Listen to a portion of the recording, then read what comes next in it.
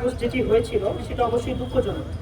আসলে আমাদের কাছে মনে হচ্ছে এবং আমাদের বিশ্লেষণ হচ্ছে ছাত্রদল যে আজকে এতটা পাগল হয়ে গেছে এবং তারা ক্ষমতার জন্য পাগল হওয়ার অন্যতম কারণ আমি মনে করি বিএনপি। কারণ বিএনপি তো ক্ষমতায় গিয়েছে, কিন্তু ছাত্রদল কিন্তু এখনো ক্যাম্পাসে ক্ষমতা দখল করতে পারেনি।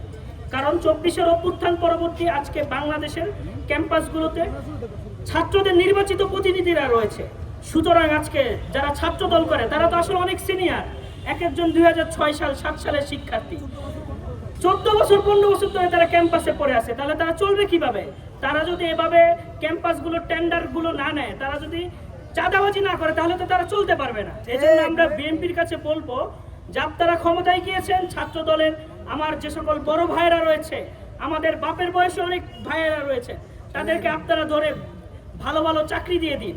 তাহলে আমি মনে করি ক্যাম্পাসে আর কোনো সমস্যা হবে না।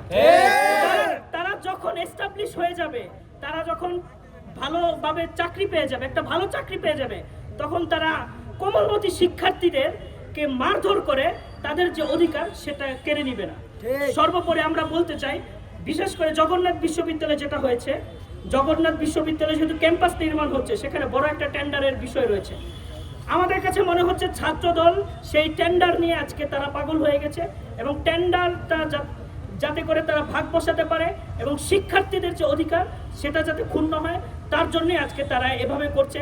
এবং ঢাকা আলিয়া সম্পর্কে আমাদের কাছে যে নিউজ এসেছে, ঢাকা আলিয়ার ক্যাম্পাসগুলোতে তারা শিক্ষার্থীদের কাছে 3000 টাকা করে চাঁদা নিয়েছে। কিন্তু এখন তারা তো চাঁদা নিয়েছে, কিন্তু তারা তো ক্যাম্পাস রুম বুঝিয়ে দিতে পারছে না ছাত্রদের কাছে।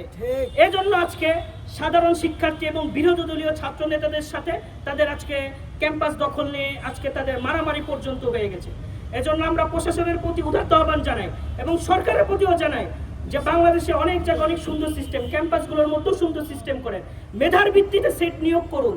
মেধার ভিত্তিতে যখন সিট দেওয়া হবে, আশা করি ক্যাম্পাসগুলোতে আর এভাবে অস্ত্রের ঝঞ্ঝনানি এবং আধিপত্যের যে বিস্তার সেটা আর হবে না। সকলকে শুকরিয়া।